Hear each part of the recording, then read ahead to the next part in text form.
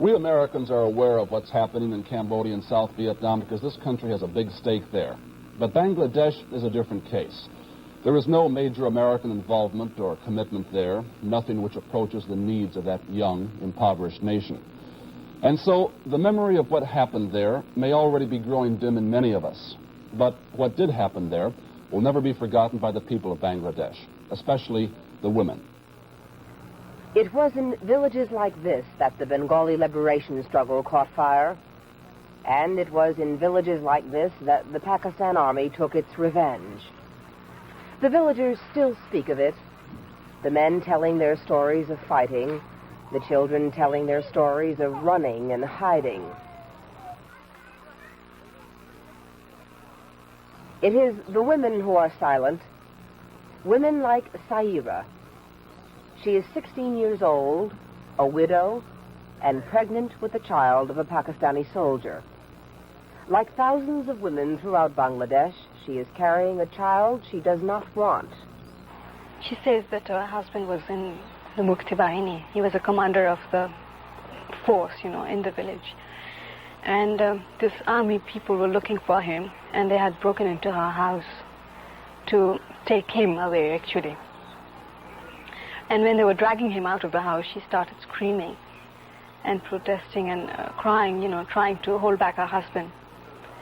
And one of them turned back and raped her in front of her husband, who was forced to sit and watch with guns pointed at him. And later on she like says many that women she who didn't were raped by Pakistani soldiers, Saira is in disgrace among her people.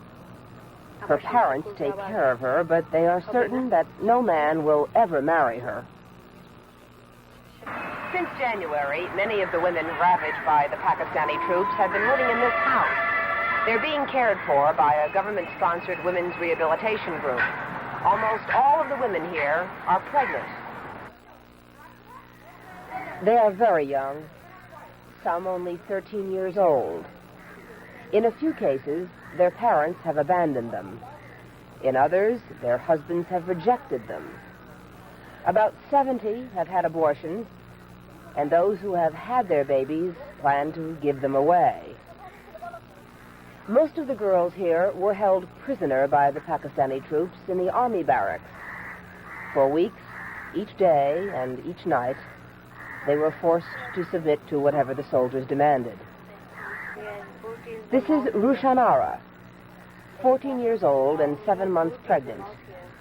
She was abducted from her home in Dhaka and taken to the army barracks, where she remained for 3 months. She says there were nights when as many as 30 soldiers forced themselves on her. Sheikh Mujibur Rahman has said that these women are heroines. But politics, the war, and even the liberation are not really the concerns of these women. They are the innocent victims of war, and the children they bear will share in their grief.